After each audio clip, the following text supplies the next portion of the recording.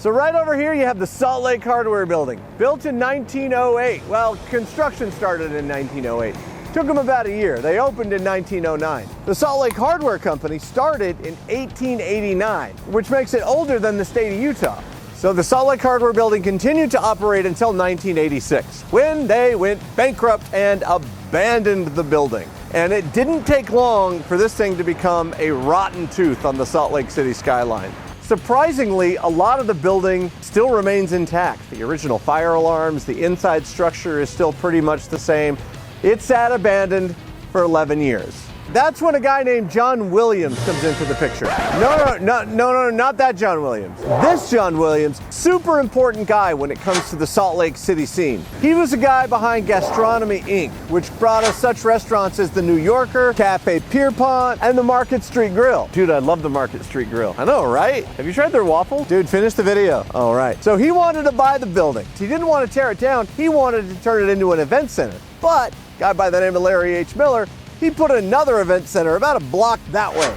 With the Delta Center springing up, plans for this being an event center were scrapped once they found out that UTA had plans to put in a train line and change the bus routes around the basketball arena. There's a train. But he wasn't done with the building just yet. He still had an idea to turn this into a modern office complex, which obviously, hindsight being 2020, we know worked out. But in the early 1990s, banks weren't so sure. In fact, nobody wanted to give him a loan. He tried over 20 times to finance the project. Finally, it was Zions Bank who said yes. So all 5 floors, you have about an acre per floor. That gives you 5 solid acres of usable space in the Salt Lake Hardware Building, which made it the largest retail building in the Western US, possibly the entire US. There's some debate about that. So Salt Lake Hardware Company, they were the ones that built the building. They were located here in Salt Lake City, and they served people primarily in the Western US, Wyoming, Colorado, Nevada, Arizona, New Mexico, California. They were the largest hardware company in the United States. They actually predated Sears and Roebuck by 2 years. And even after Sears and Roebuck came about, there was this whole thing because, you know, Sears is in Illinois, Salt Lake Hardware is in Utah, and right about the late 1800s, 2 people didn't get along so well. So like the Sears catalog in the late 1800s, early 1900s, Salt Lake Hardware would send out a catalog and you could order anything from farming tools to hand tools, all the way up to kitchen stoves and appliances. It's funny because the amount of time we've spent in buildings that are, you know, really, really old, like 100 years old. This one seems to be the most stable, and it's one of the oldest. I mean, this building has been here for 120 years, 110 years, 112 years. It looks like it was built yesterday. That part doesn't. The slide looks absolutely terrifying. So I love that with the Salt Lake Hardware Building, you have these modern offices that kind of surround the outside of the inside of the building. Anyway, but they kept a lot of the structure original. When they rebuilt the inside of the building, they rebuilt around the internal structure. Part of that is keeping the original box chute.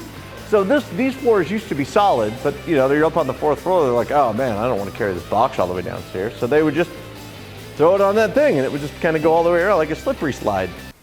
Oh, so that's why they didn't want me to write it down, because I would have got to the very bottom going about 75 miles an hour and I would have shot out of this thing like a rocket. Okay, so you have 4 million feet of lumber that you've used to create a building that, you know, is an acre in diameter. If you were to tell somebody that by today's standards, oh hey man, I'm gonna build a building this size and I'm gonna use wood, they would look at you like you're nuts. But not only was this an industry standard at the time, it's still strong, like it's still held up. Another novel concept at the time when they first built the building was they were like, hey, you know what we should do? Because it snows and rains in Salt Lake City, we should make the ceilings high enough so that we can bring in our horses and our carts to load up the hardware that we're shipping out all over the United States.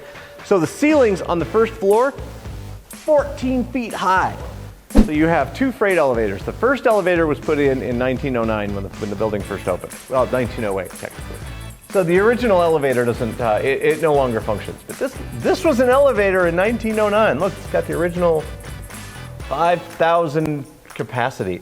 I assume that's pounds. They were so busy that they had to add a second freight elevator back in 1945.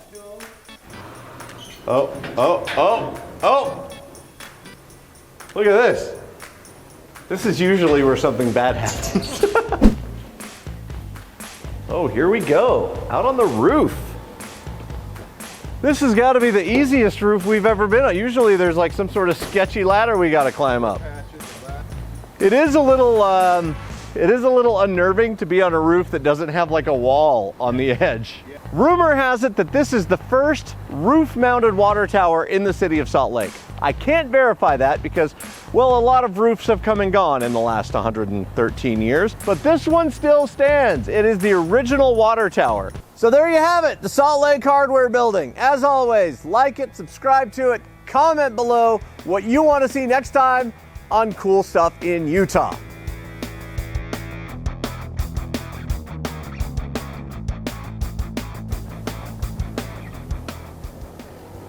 Oh, and do me a favor, share this on social media because I don't want to get fired. Again,